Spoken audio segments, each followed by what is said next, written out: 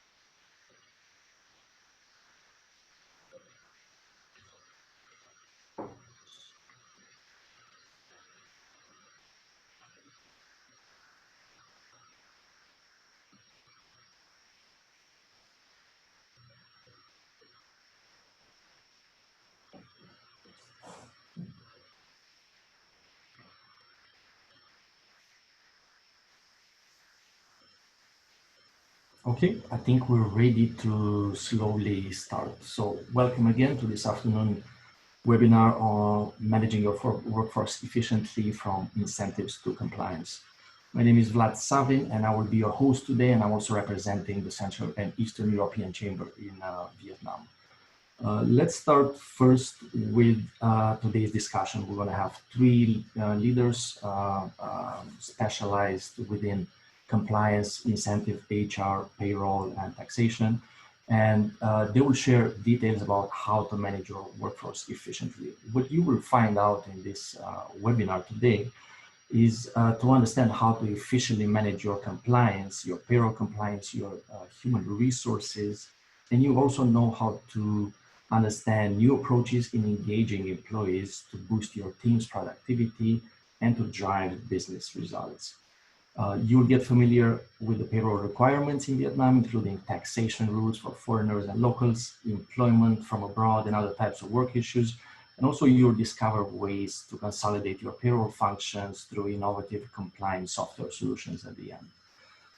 Introducing our speakers, we have Paul Espinas, founder of Move App, Matthew Lowry, managing partner of Domicile Corporate Services, and Steve Jones, founder of Simplify.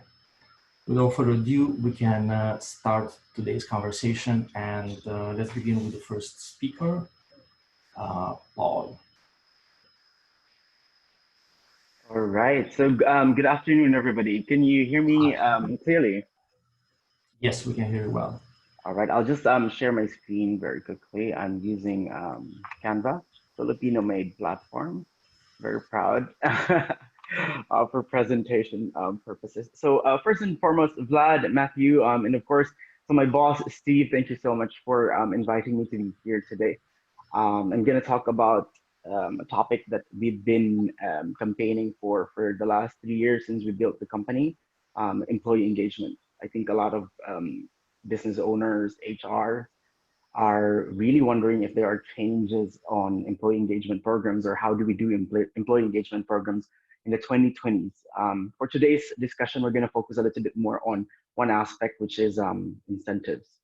All right. This is probably the 112th webinar that I've attended to for the year so far. We are hosting a lot of webinars on our channel, but what I learned during the lockdown is the importance of asking how everybody is. So in one word, how are you feeling this afternoon? Anyone, please.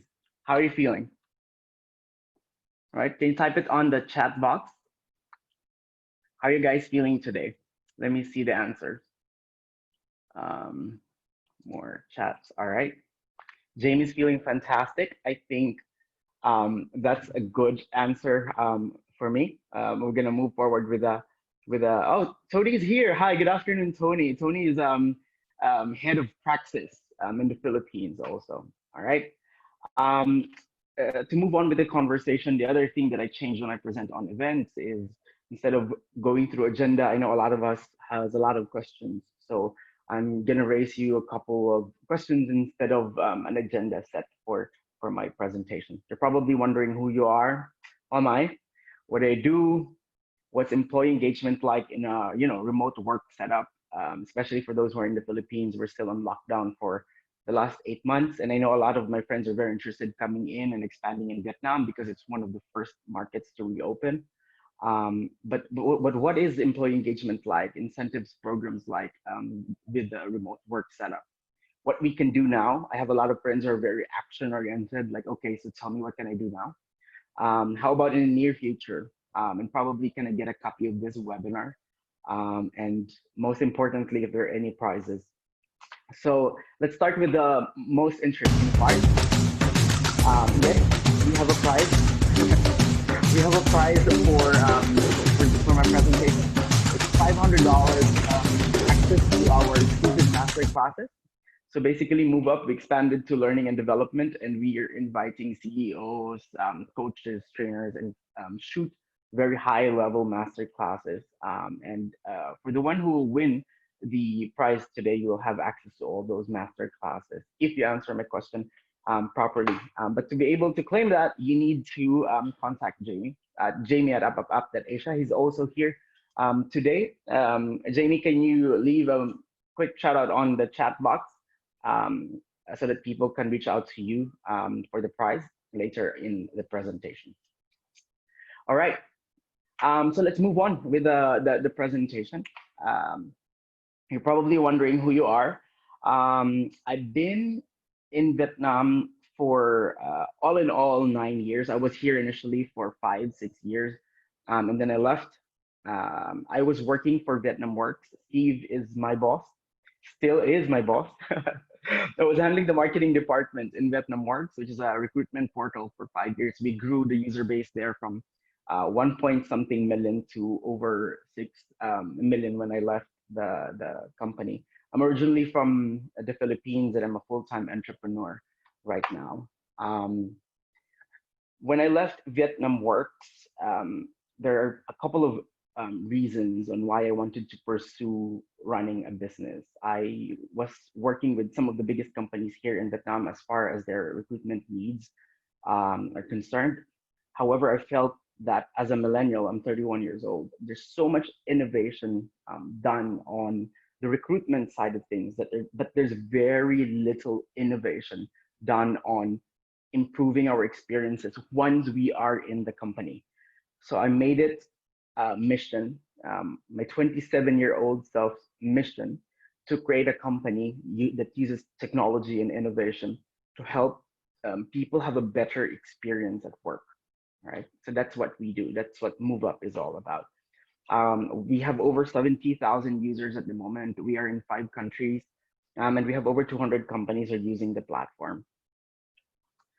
I think as leaders, as HR professionals, we disagree on many things, management style, where to take the business, and so on. But there's one thing that we can agree, I think, is that change is happening everywhere around us, and it's happening in a scale that nobody expected.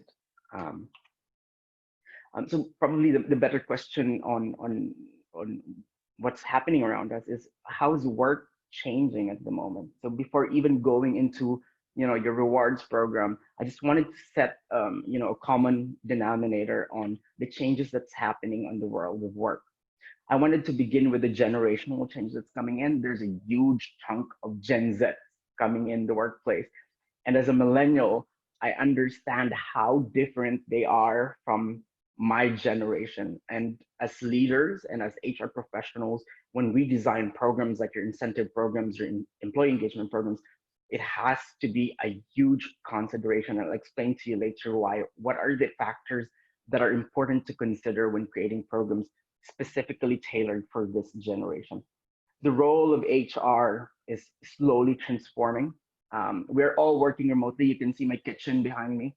Everybody's welcome at home virtually. And of course, when all these things happened, technology was at the forefront of everything. Management, communication, and all other work programs that we conduct. And with the advent of HR technology, people metrics became more extensive. We were able to measure things, and we invested time developing on things that measures certain data that before we didn't really recognize as an integral metrics to measure in our human resources departments. And of course, one thing that we observed this year is the increase of online learning consumption. Within all our platforms, the most heavily used feature is on the learning side. All right. Having said that, allow me to spend 1 or 2 minutes just really pinpointing what's changing in your role as HR. In the past, majority of the things we do is really on administrative side of things. Probably 30% is in operational and employee advocate. What's happening in this picture that you see on the screen, this is a 2018 data. So I guess the future they're referring to now is the now, right? So it shifted a little bit.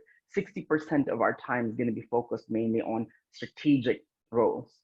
Still, 30% of it is going to be in operational and employee advocacy, but only 10% of it will go into administrative tasks. Specifically, these are probably some of the 7 most important HR roles. If you can see, there's a huge chunk on compensation and benefits there. Number 2, on the modern HR roles. And of course, you're responsible for training and professional development of the employees. All right. So when we started the company, one of the major aspects of the company was on rewards and incentives. And then we went to companies and say, hi, sir, ma'am, we have Move Up, which is your remote work management platform that allows you to manage people remotely and reward them remotely. And the biggest question from almost everybody that we talk to is, why would we need a remote work management platform like Move Up? This was 3 years ago, 2 years before COVID came about. And this is for almost everybody. The first clients we signed, of course, are friends. But going beyond the friends area was very, very difficult to really position a platform and a rewards platform to be specific on a remote work setup. And then COVID came about. Then we got a lot of callbacks and say, okay, now we need Move Up. In my head, I'm like, well, we told you so 2 years ago, but we can't really say that to clients, right? Especially my sales team, they said, don't say that. But in your head, it comes across, right? The new intriguing question that we have right now is, which incentives work best in a remote work setup? And again, almost everybody asked us this. My answer to this question is literally nothing. No incentives work best for a remote work setup or even an offline or your brick and mortar setup of management, right? Even Harvard Business Review wrote a full article about what rewards do not create a lasting commitment. They merely and temporarily change what we do. So why do we have a compensation and benefits department on our HR? I'll explain why it is important and why this is partially correct and how we can shift it so that it becomes an effective part of our employee engagement and rewards program. We're here still so far? I can't see the chat box. Can we type 1 in the chat box, please, if you're still here? All right, we're still here. All right, awesome. All right, okay. I'll go back to the presentation then, because we're still here. All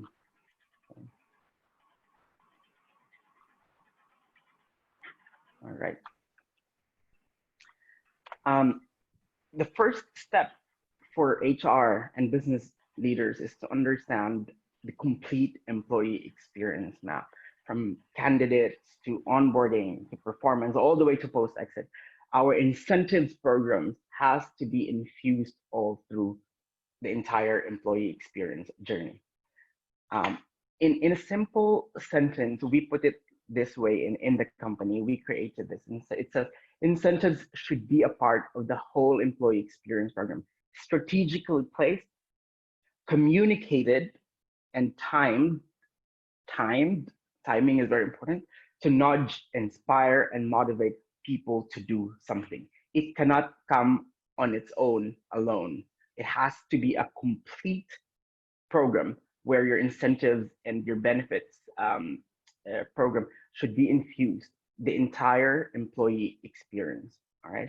So what's some example? Probably, what if, for example, we have incentives instead of giving away this item, a food voucher. Why don't we give them instead of points and then allow them to choose the rewards they want? Probably they want milk because they're a new mom, or whatever is essential for them. We have clients, for example, who says we have incentives, a new motorbike hidden in one of your badges. If you achieve 20, 50% of your target and you open a badge, there's a probability that there's a motorbike hiding out of it.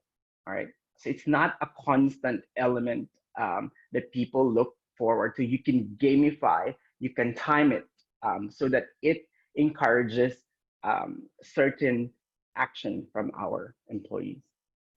One thing we realized in in our journey on working together with a lot of companies on their compensation and benefits uh, initiative is that there are four main stakeholders that are involved to make these programs successful. Your CEOs and business owners like Steve, for example, he's she's gonna hate you for this.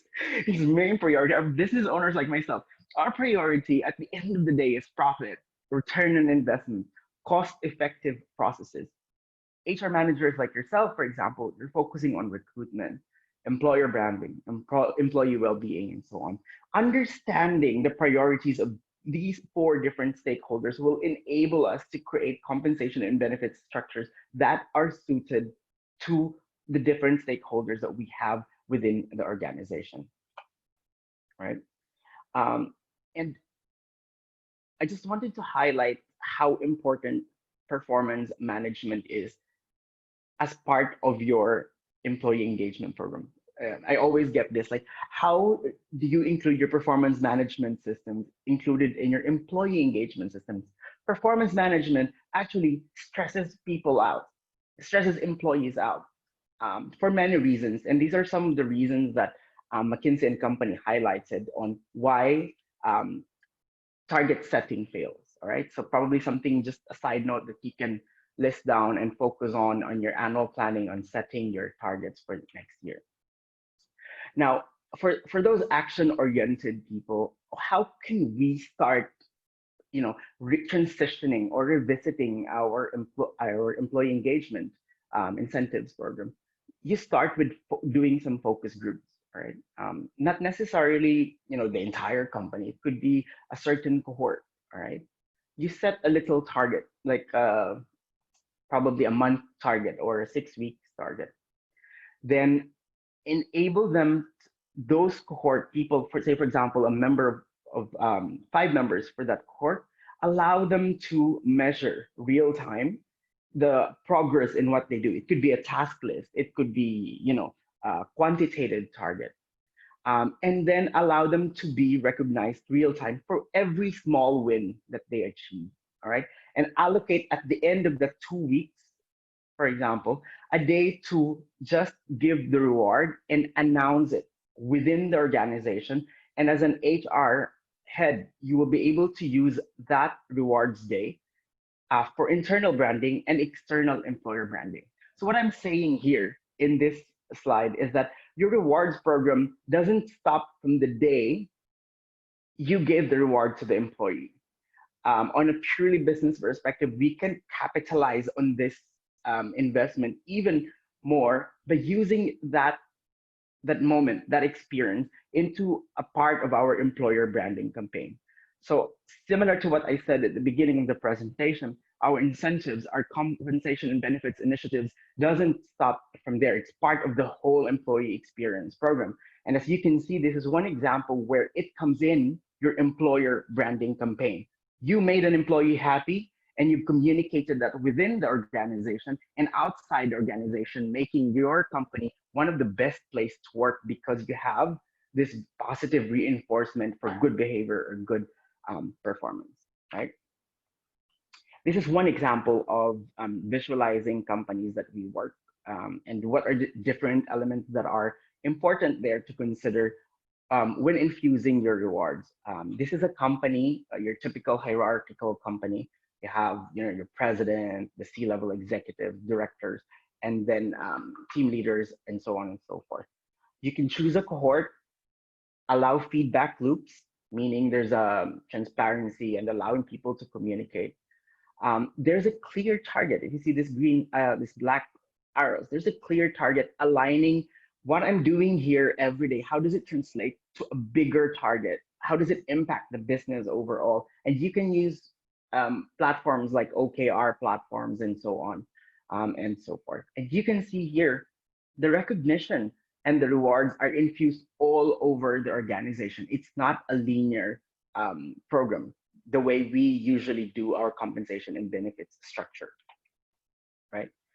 We have a framework that we use in the company when we work with our clients. It's our 6 A's. You say assess, assign, align, apply, appreciate, achieve. But this is a completely different session. I'll just let you simmer that a little bit. Your employee experience mapping is basically summed up into this 6 different steps. Now, how does this translate to you and your company specifically? All these hodgepodge of information that I'm sharing at the moment. Let's just imagine for a moment that you have a team with clear targets, a team who gets recognized for milestones in real time. In real time, I'll explain later why it's very important. A team who can continuously learn and grow. Then incentives can be optional. Me and Steve will save a lot of money for our rewards program because these three alone will allow us to have an engaged team, an engaged employee, because they know what they're supposed to do. They know that it has a bigger impact to the team and to the business.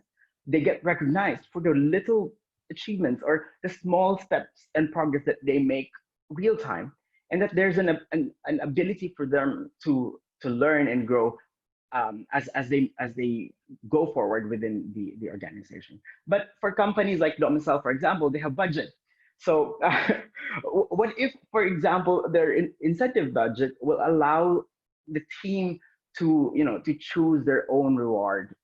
It could be from additional day off. It could be a flight to Hong Kong when things are not in our current situation and so forth. So I think the key takeaway here, aside from infusing your compensation and benefits program to your entire employee experience map, is that my generation, millennials, it means real time. If it's not real time for us, it's too late. It doesn't impact us. It doesn't have that same impact if you recognize me later on, or if anything is not real time at all. Gen Z is a completely different breed.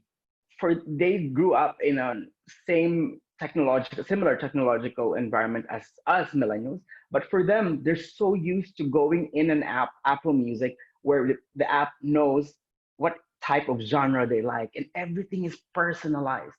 And this behavior, this mentality is very similar once they step in our businesses. They want things customized and personalized for them, not for their team, for them. So I think one of the last things I wanted to share is that the millennials means real time and Gen Z means personalized. So if you ask me, did employee engagement program change? In my opinion, it has not changed because our purpose is the same, right? Sorry. Our purpose is to create a workplace, in our case in the 2020s, probably a hybrid or a virtual workplace that is conducive for teams to do their respective jobs at their best so our businesses thrive. But most importantly, we don't stop there. Our vision and our employee engagement, compensation, and benefits, rewards program doesn't stop with the goal of enabling them to do their jobs better. It has to continue with, while doing so, they grow and become better fathers, mothers, professionals, and ultimately individuals. If we change the premise of why we create our HR programs, we will be able to create programs that goes beyond transactional agreement between you and your employee. You will have an employee that recognizes you as a leader and your company, that you look at them as individuals and you're investing to them as individuals. All right. So I think that concludes my presentation. But as I promised, we have a prize for today's presentation. If you answer my question correctly, are you guys ready? Can you type ready on the chat box, please, if you are ready? All right, ready. All right, we're ready. The question is, what is the name of the app where you can utilize all the features that I mentioned in my presentation? Wow, Joycel is super fast. All right, so the name of the app is Move Up. Joycel, please reach out to Jamie for the reward. Jamie, can you please reach out to Ms. Joycel on this one? And to close, all of these fun programs has to be compliant with the law. And I think this is my transition to Matthew and to Steve's presentation, that no matter how fun your programs are, they have to comply with the local laws and government. Thank you very much for listening. Thank you, Paul, for the insightful conversation. And it's really interesting to see your passion for what you do and for everyone involved and all the stakeholders involved. So moving forward to Matthew Lowry from Domicile Corporate Services. You have your screen, Matthew. Yes, I'll put my screen on. Here we go. Okay, so thanks for that. Thanks, Paul. That was really interesting, just sort of the passion that you have in trying to make sure that we have this understanding of our workforce and motivating them and making sure they're looked after, and there's different, just distinguishing between the different types of employees we have in the millennials and the Zs. It is quite different. So I'm going to be a bit more boring, as you suggest, a bit more about compliance. So I'll try to make it as exciting as we can, but it is the more mundane but necessary, as you mentioned, on what we need to do. So I'm looking at things both from in Vietnam and also from an international perspective, foreign employees, as well as looking at the local side. It's a lot into these slides. I won't spend too much on all of them, and you can always get a copy of these later on. This is being recorded. I've been in Vietnam 15, coming up 16 years, chartered accountant. Domicile is in Vietnam, in Ho Chi Minh City, Da Nang and Hanoi. We have around 70 staff and a full range of tax, accounting, payroll, market entry, company establishment, transaction support services. We're part of a climb across Asia. We've got operations in Hong Kong, China, Singapore, Malaysia, Indonesia, Thailand, Vietnam, Cambodia, and more to come shortly. And that gives us regional reach to help us to make sure that we've got everything on track for regional investors. And my 5 areas I'm looking at here, I've broken into labour law changes, things you need to know to be compliant from particularly next year, some immigration changes and what it means for immigration for those foreign workers into Vietnam, work permits and how they affect that, a bit about taxation insurances and some of the COVID issues that we're facing now. Unlike Paul mentioned, sort of the Philippines focus of lockdown, we've primarily we only had a short period of that in Vietnam, but still we have to take account of the border restrictions and the other limitations we have. So very quickly, the new labour law from 1 January 2021, what are some of the key things that employers need to be aware of and making sure you stay compliant? A number of the changes, a few of the general changes to highlight, pay slips. We must do pay slips.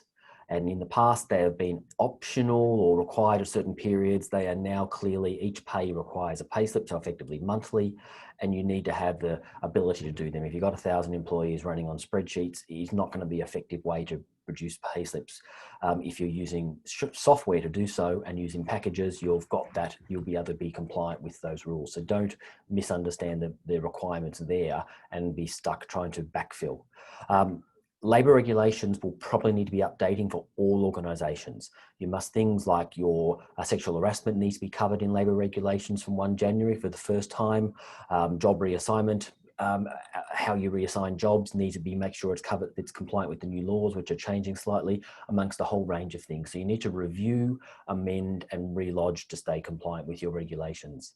And understanding that the labour rules have disciplinary measures, and you must make sure that your internal rules for how you deal with things fit into one of these 4 categories. And some of them may not be relevant for how we operate, but that's what the law requires. So we've got to put them into reprimand, deferment of pay rises, demotion or dismissal in how you deal. And if your current way you deal with issues and disciplinary doesn't fit into that, you need to change. So there's some of the general changes just to think about. Some specific one is that labour contracts change in a big way in Vietnam for some. Seasonal contracts don't exist. You either have an indefinite contract, sorry, a definite contract, a definite contract, then indefinite. That's it. A definite contract can be up to 36 months. You can do another one up to 36 months, and then it's indefinite. That's it. So the seasonal contract is gone. But the broad definition of a labour contract also will change things. So people in the past would use service agreements to get around. A service agreement will often now, under new laws, be deemed to be a labour contract where the individual has an agreement to perform a job, receiving monetary payment, and is working under the supervision of an employer. So if it quacks like a duck, walks like a duck, the authorities are now saying it's a duck.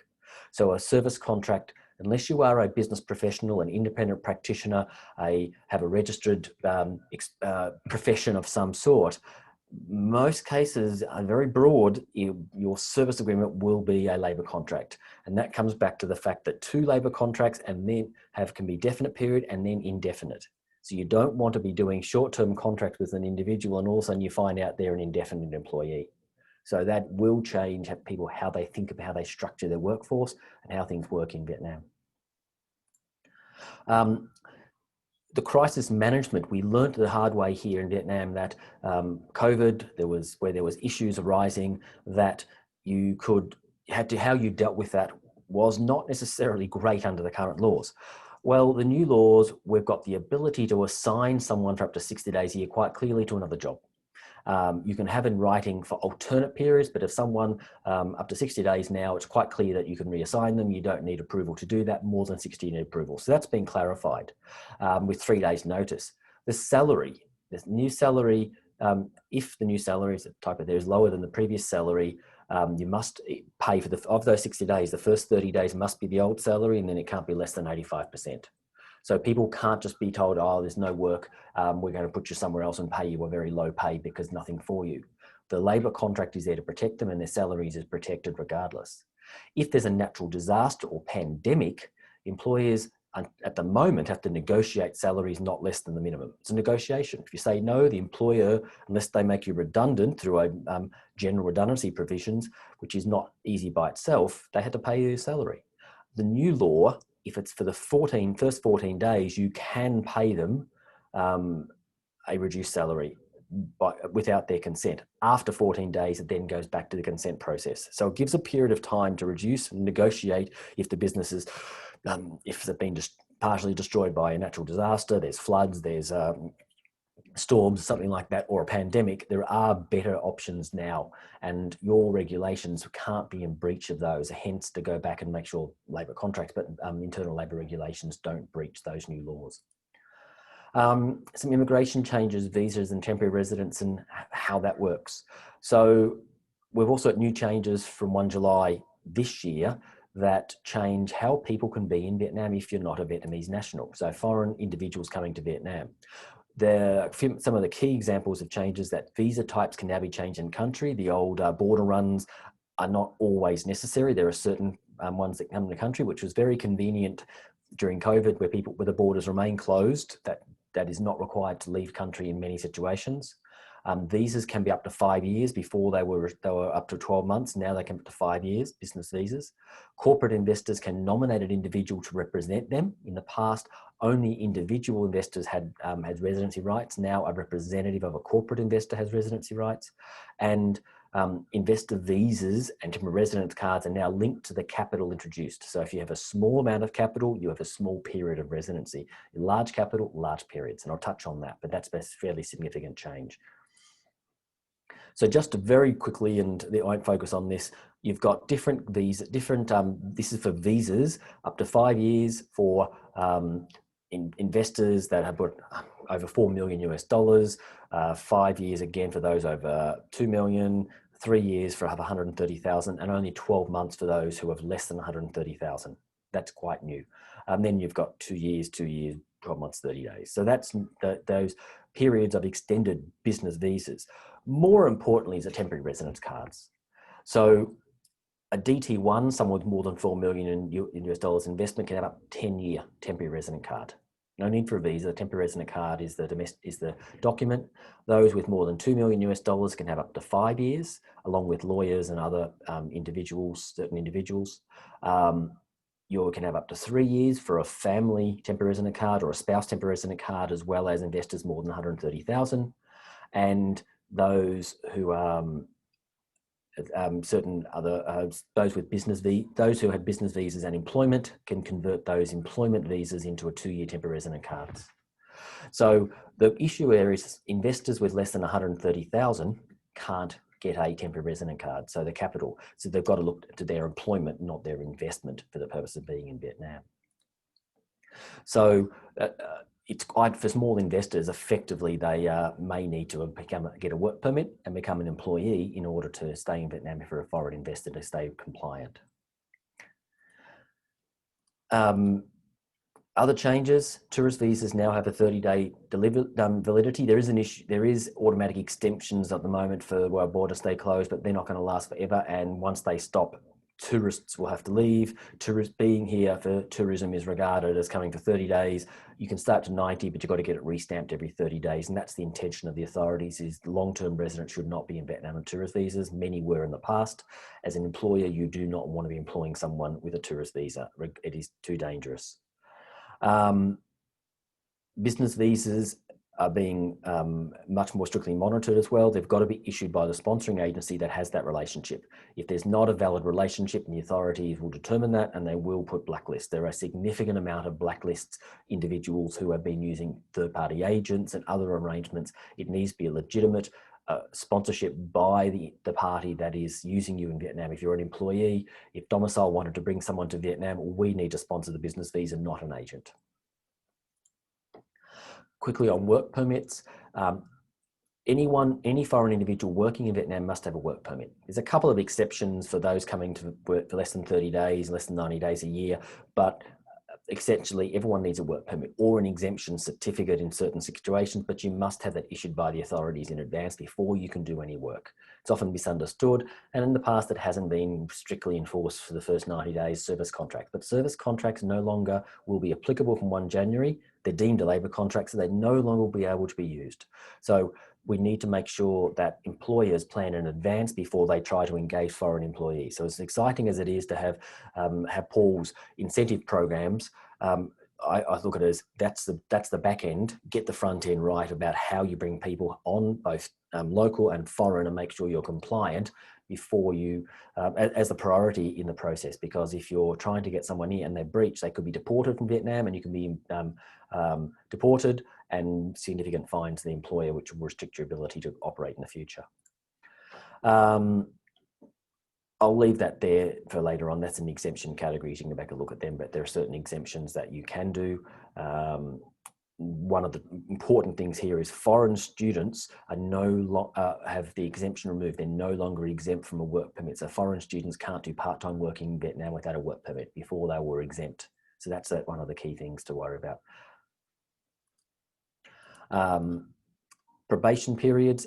There is no concept of probation prior to work permit. Probation periods should be 60 days per law maximum for educated, 30 days or 30 days for a non-education period.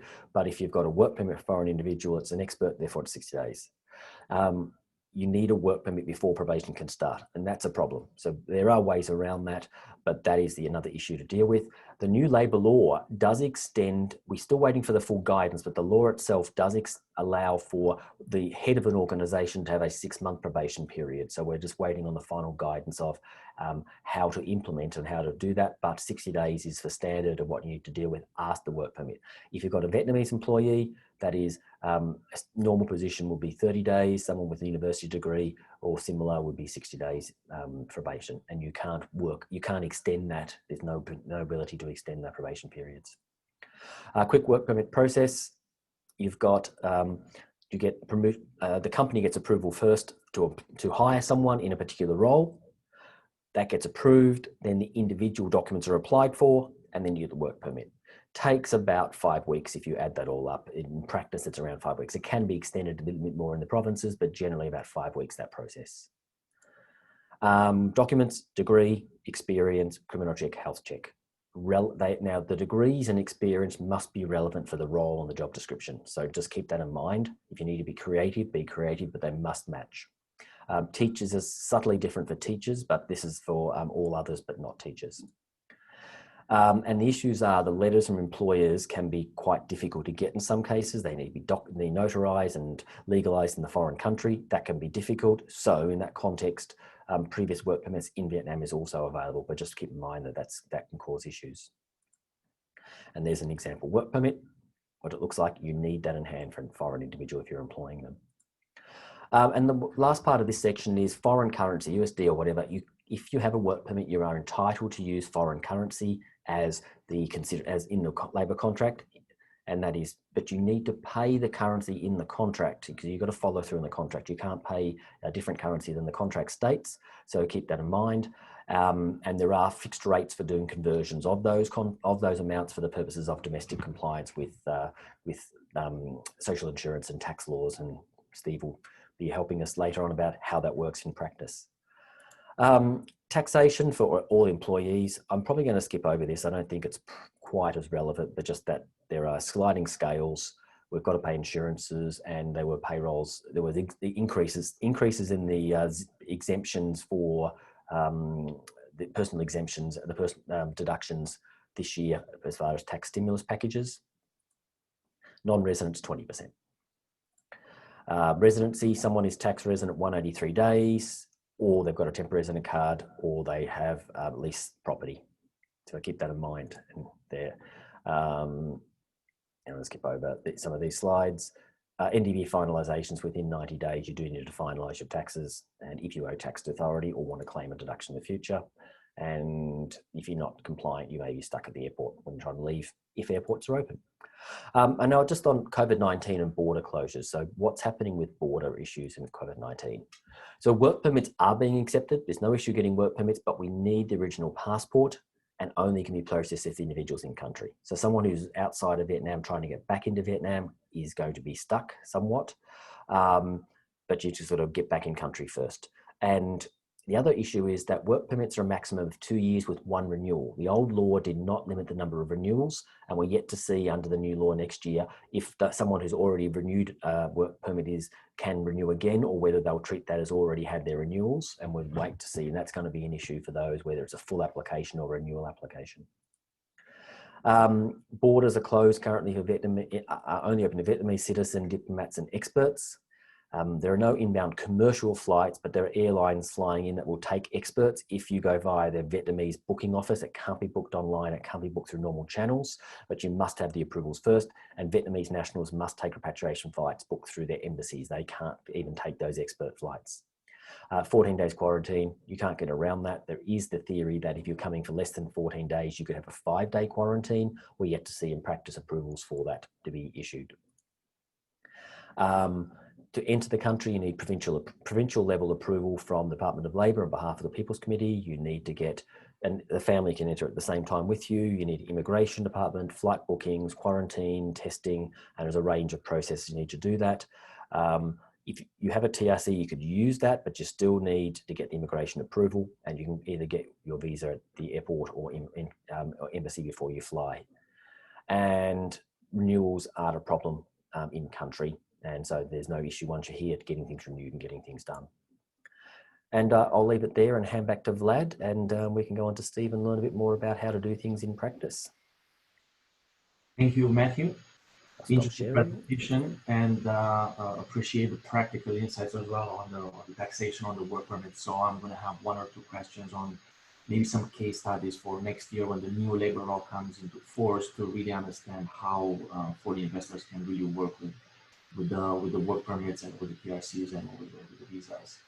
Moving on to our next and final presentation. Welcome, Steve. Thank you. Let me share my screen. Hello, everyone.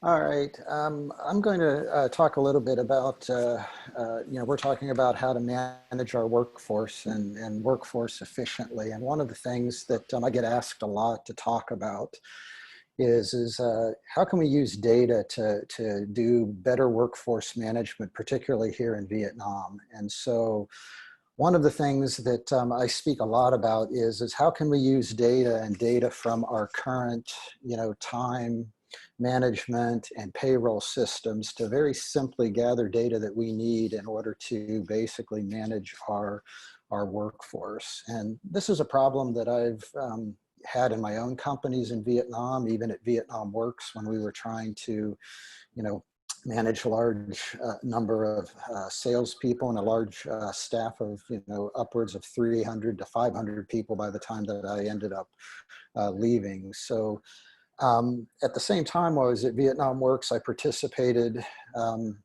with a group in the US to help define, what are the best practices for workforce management, and how can we provide simple indicators to help you control your labor costs with the time, attendance, and scheduling automation and information that you already have.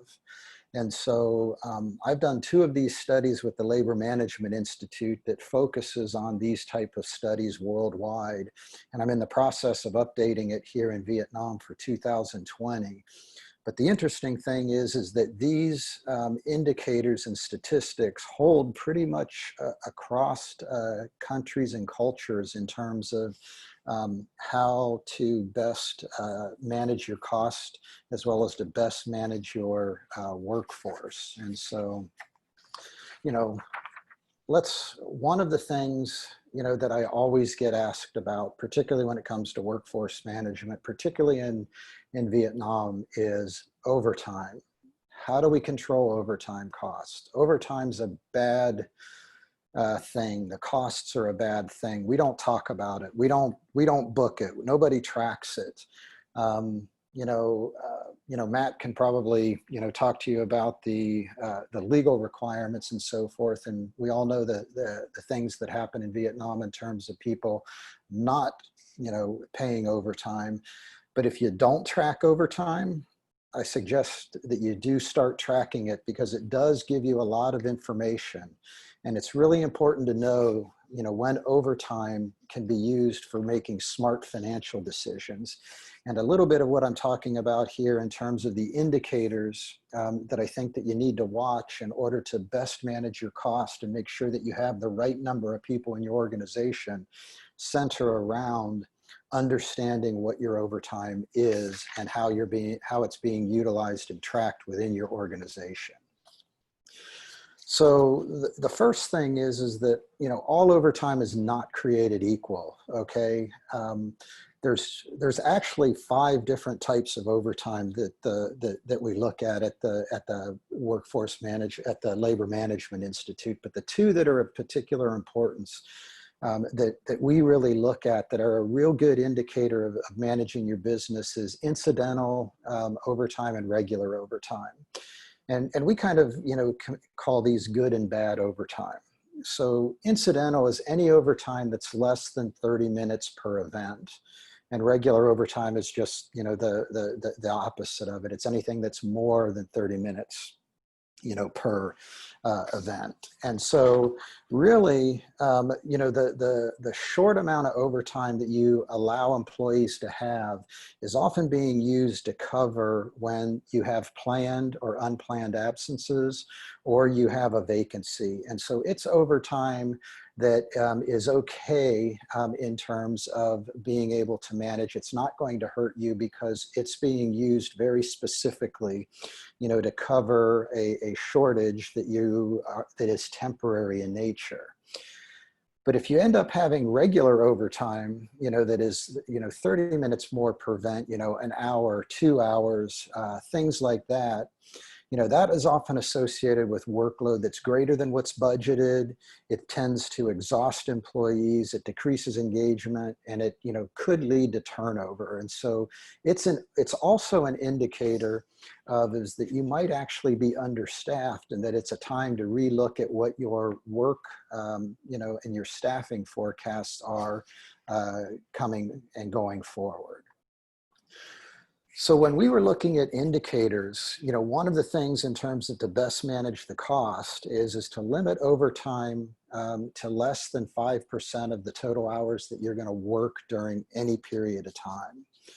So what we found is that this was a reasonable response to the fluctuating workloads, you know, or reasonable demand deficits that we have, you know, because work, particularly in factories, particularly in retail, particularly in food and beverage, you know, you can't always, control the demand that comes. And so your workforce has to be able to flex a little bit. So having this ability to do that is a positive.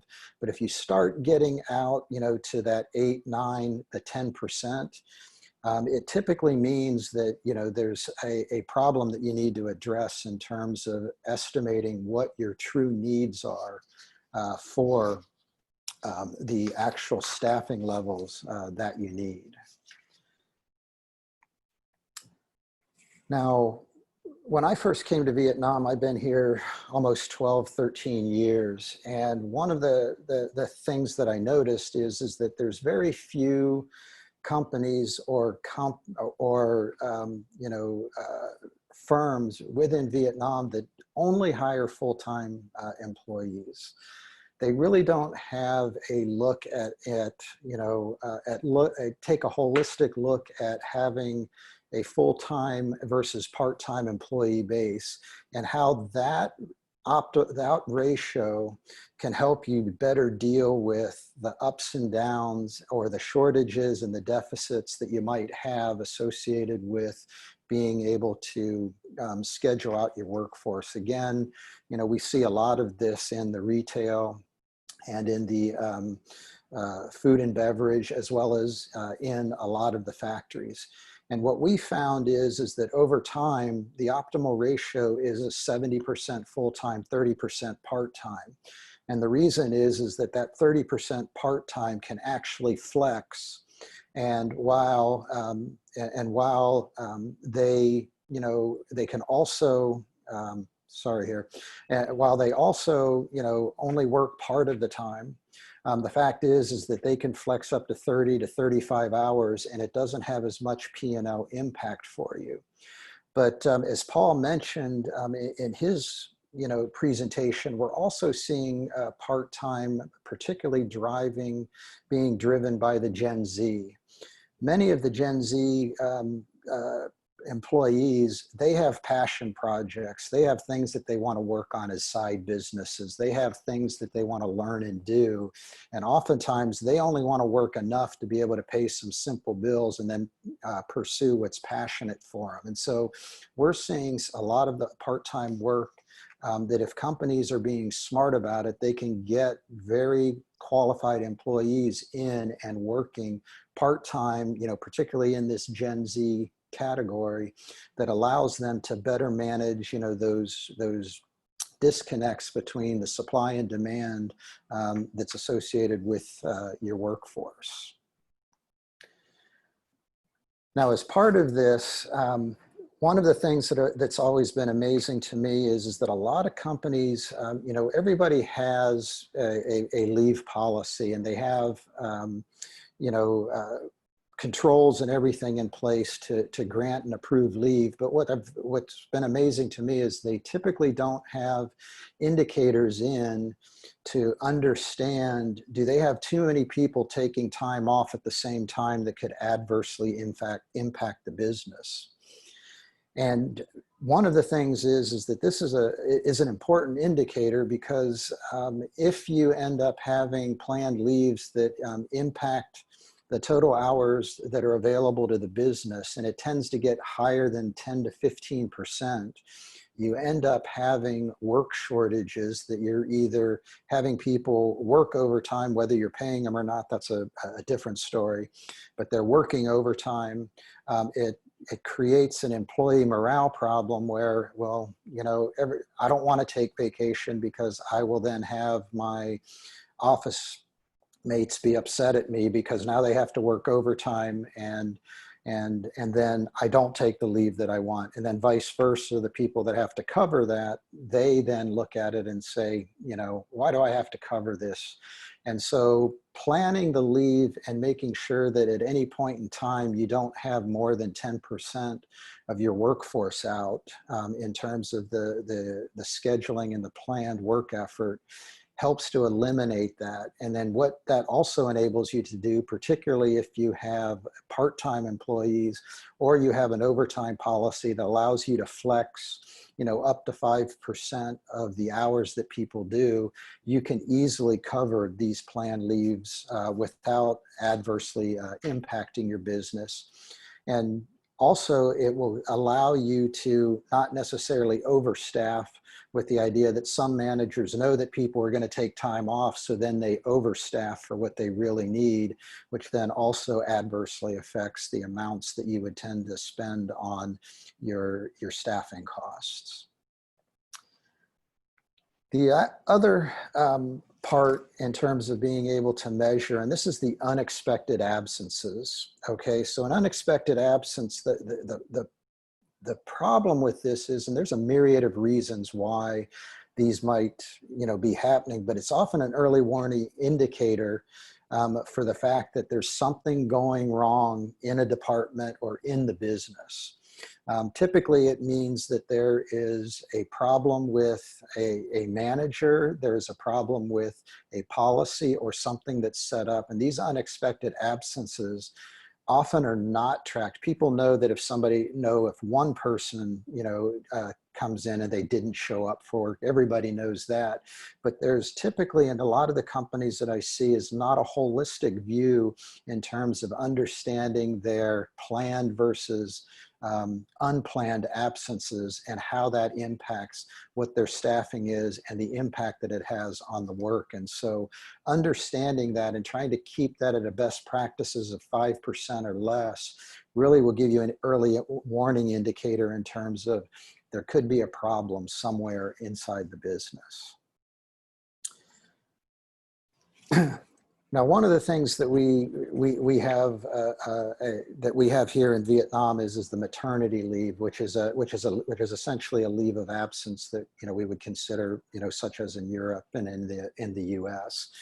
And so leaves of absences overall, we want to keep them to roughly 10% of your workforce, but with maternity leave, particularly in Vietnam, and so forth, and the length of time for that, this is a very difficult one to do, and it's particularly difficult in today's companies.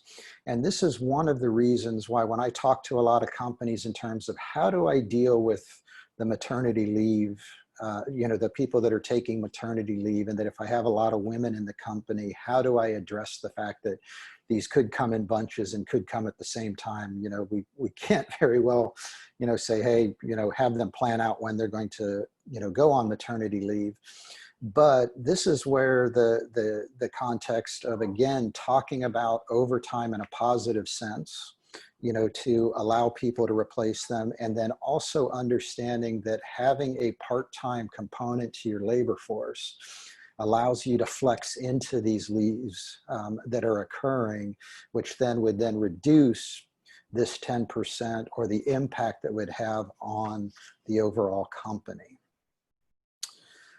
The last one that I want to talk about is, and this goes back to the fact that everybody, has a staffing plan for the next year where you have open positions.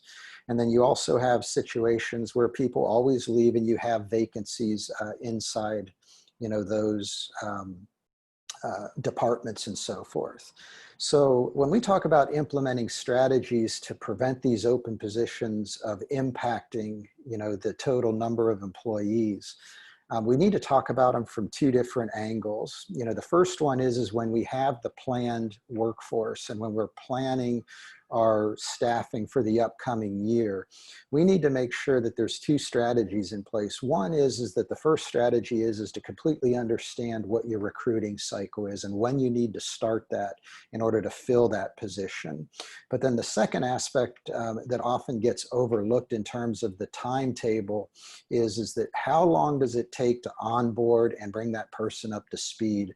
And oftentimes that's overlooked. So when you're looking at and so what happens is that because that second part gets overlooked, oftentimes bringing that employee up to speed with everybody else takes longer and has a greater impact.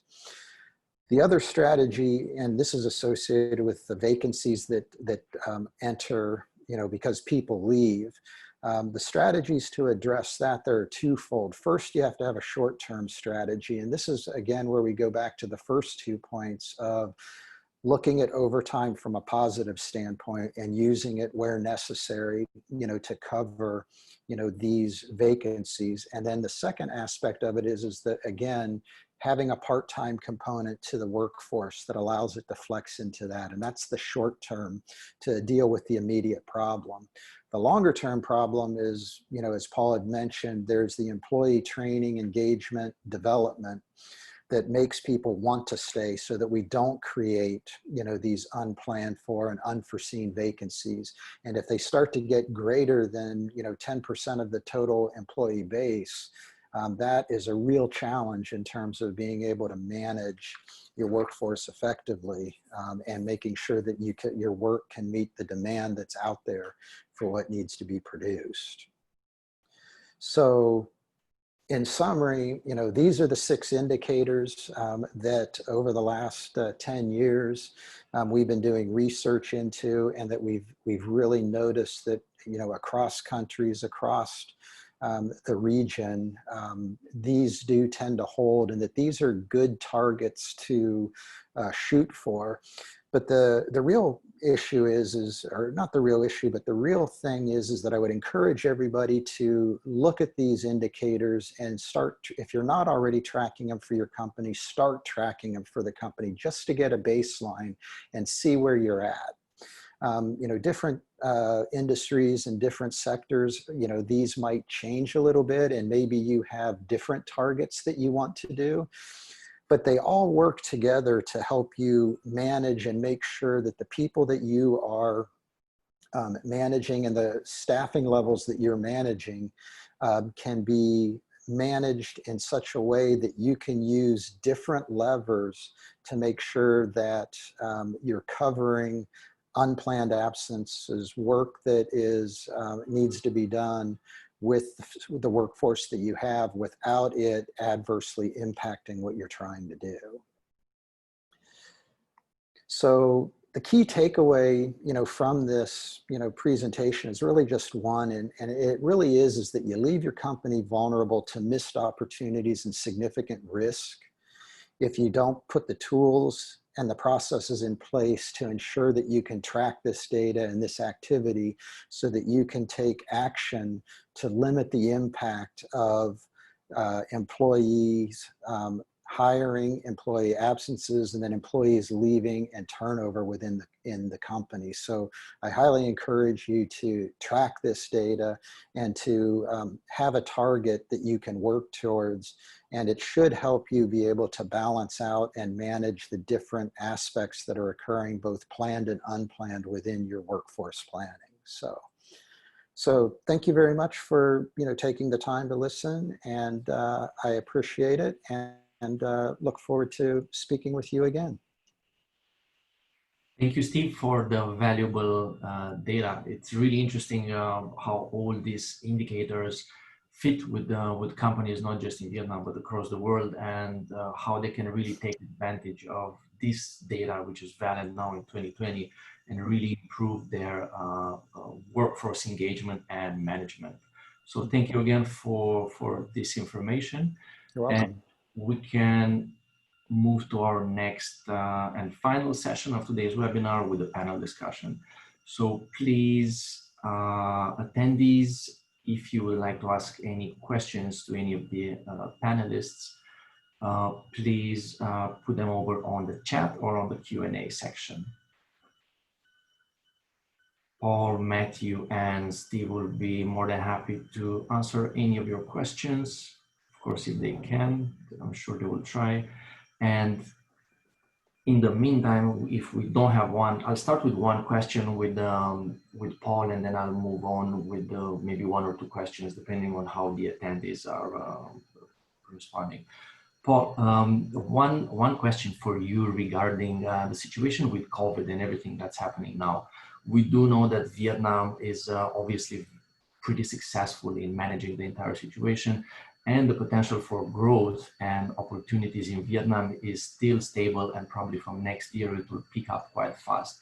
However, the workforce, the employees, people in Vietnam that are working for various types of companies in difficulties, they are also in difficulties, some of them. Mm-hmm. How programs like the ones you just mentioned about incentives and things like, how can they help these employees that sometimes in times of crisis have real difficulties? And how do they work for companies to manage these employees within these specific problematic times?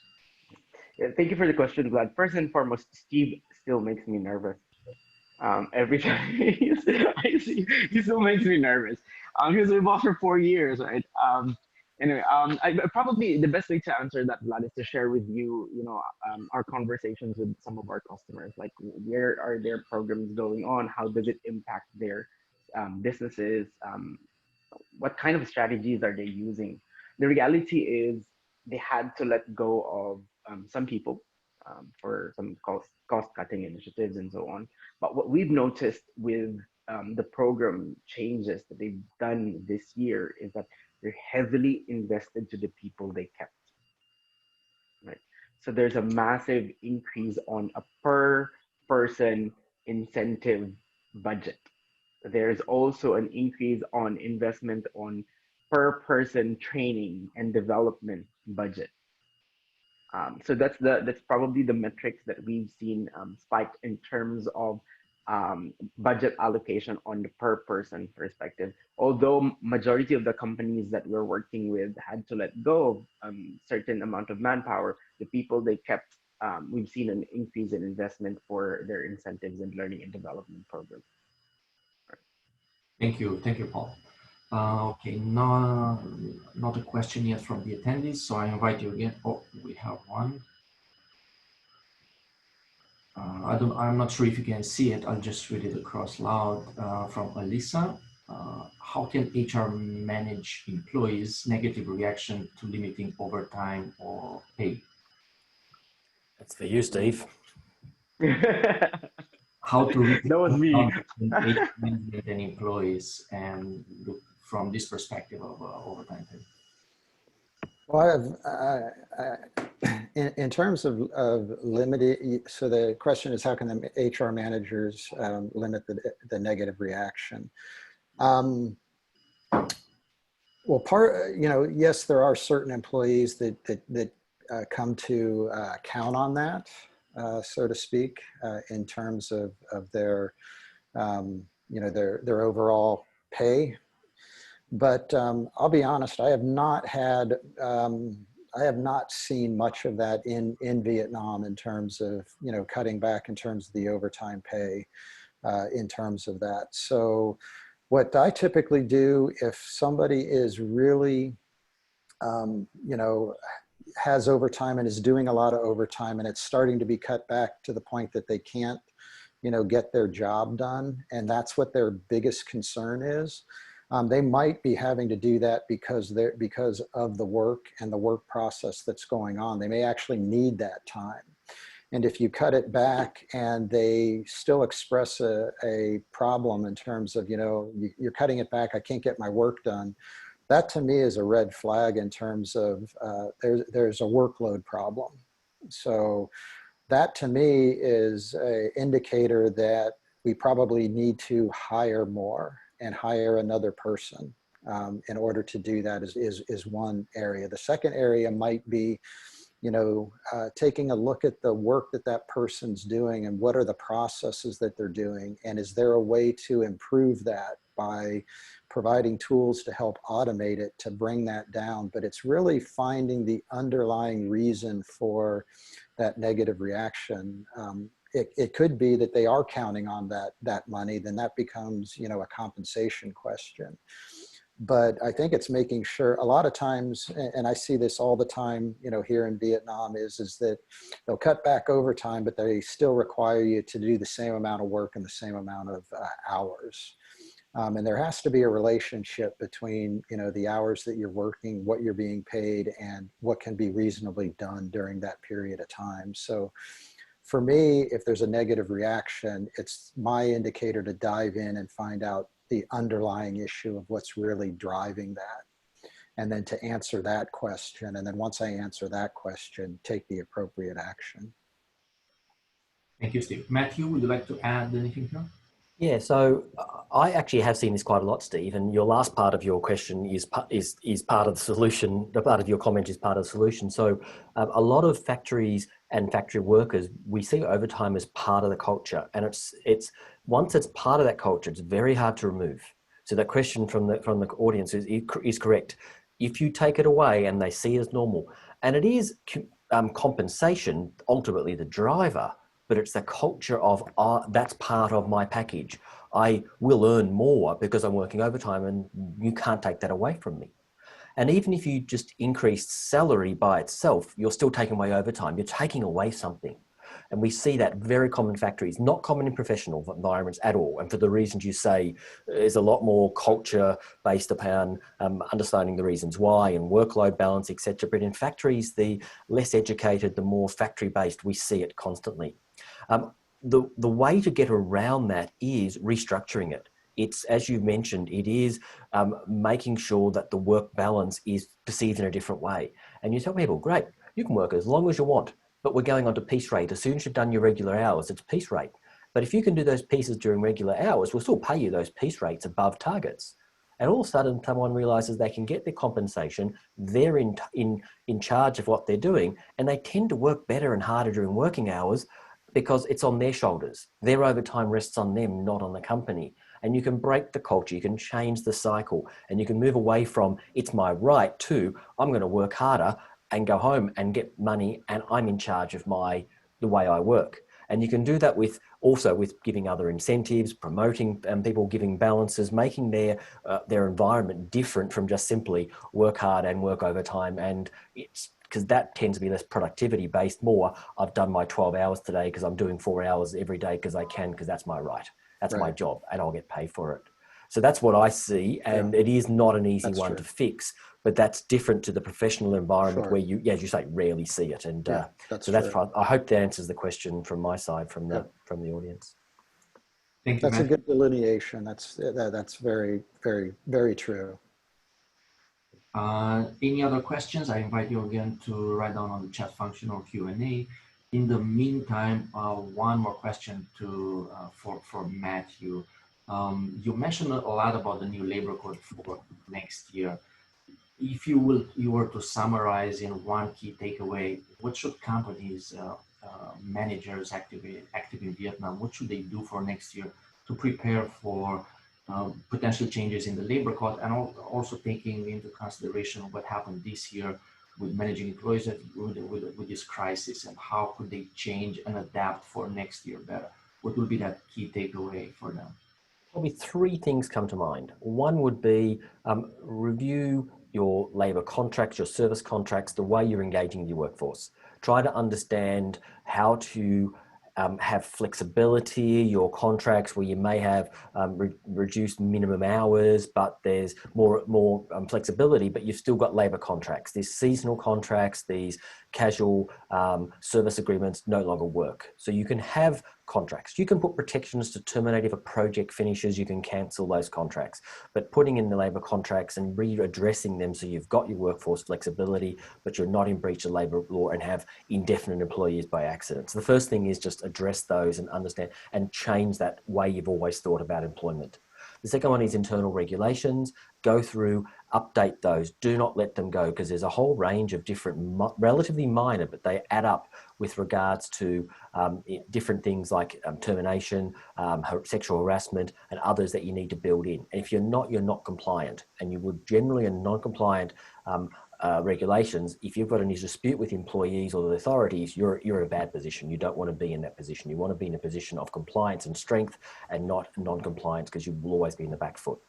And the third one is in respect to pandemic planning. We've seen something we haven't seen before. The laws were fairly blunt, and a lot of companies are still fighting employees they said, well, we can't afford to pay you, we're not paying you.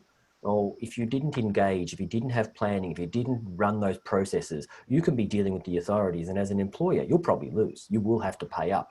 And this idea of just taking the blunt stick and just saying, I'm the employer, I'm not going to pay you, it's a pandemic, we didn't plan for it, those days are over. You've got no excuse. So plan for it. Have a policy, have a process with your employees of how you'll deal with these sort of things, and your customers, your suppliers. Deal with that pandemic planning to make sure that you're not exposed, because there are many employers out there who are still battling with the labour authorities for claims for underpaying employees, who the employers didn't follow the right process, didn't understand what to do, and they're going to have to pay up. So all those people who took pay cuts that were not voluntary and then disputed them afterwards, most of them will win those cases eventually. So they're my three things I would suggest. Thank you, Matthew. Steve, one more question for you.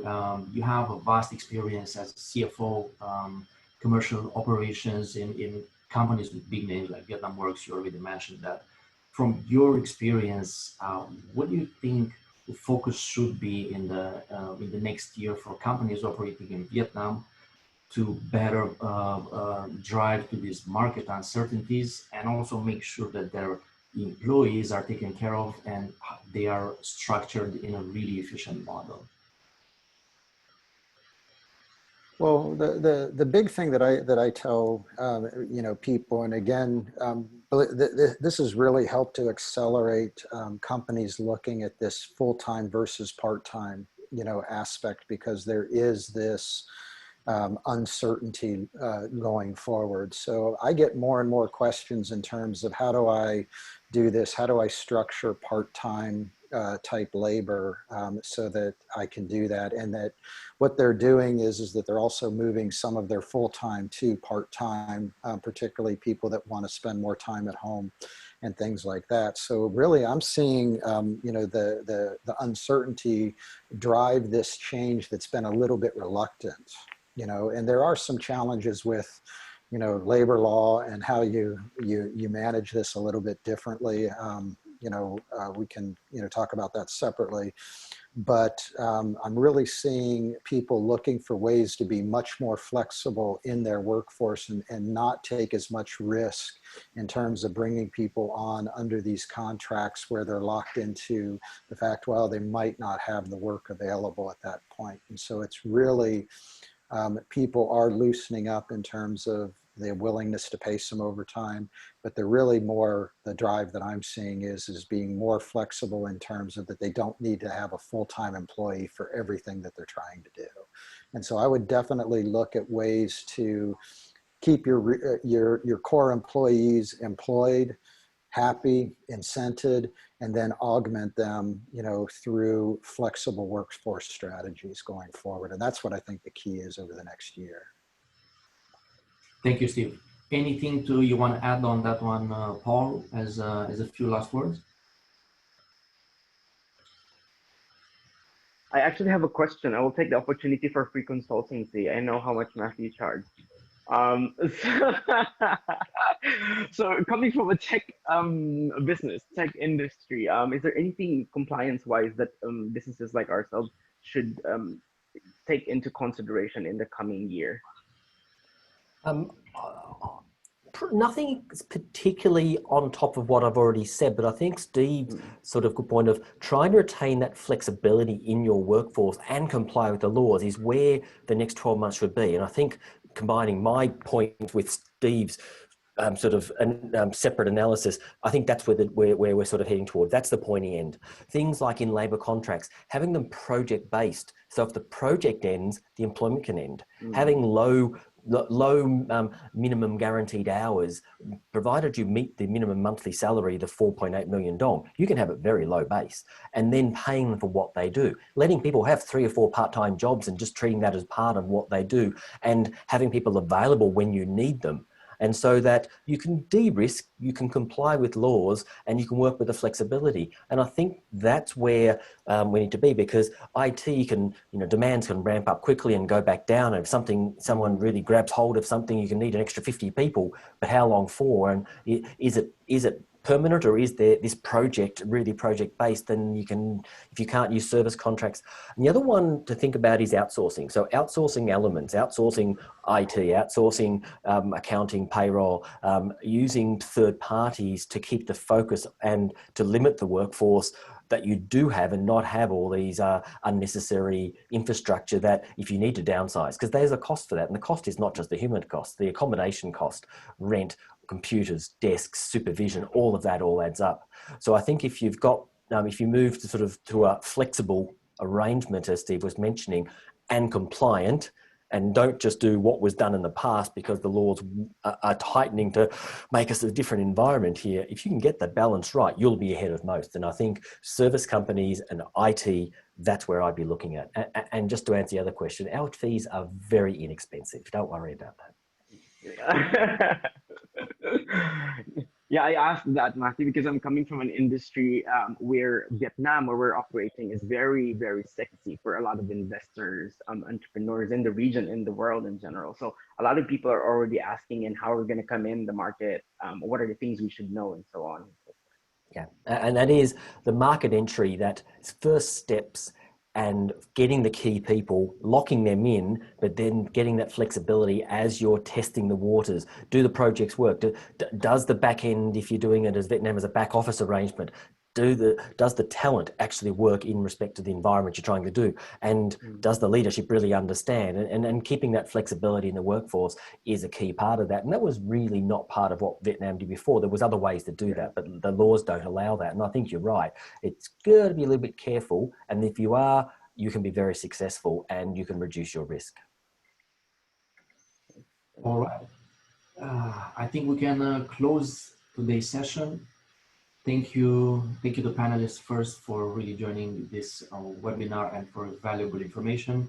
We're going to share it across to the attendees with the full registration. And again, thank you to the attendees that participated and for their questions. Wishing you all good rest of the day, and let's catch up soon for another topic, another idea, another interesting discussion in the future. So Thank you, Vlad. All right. Thank you. Okay, bye everyone. Bye. Have a good day.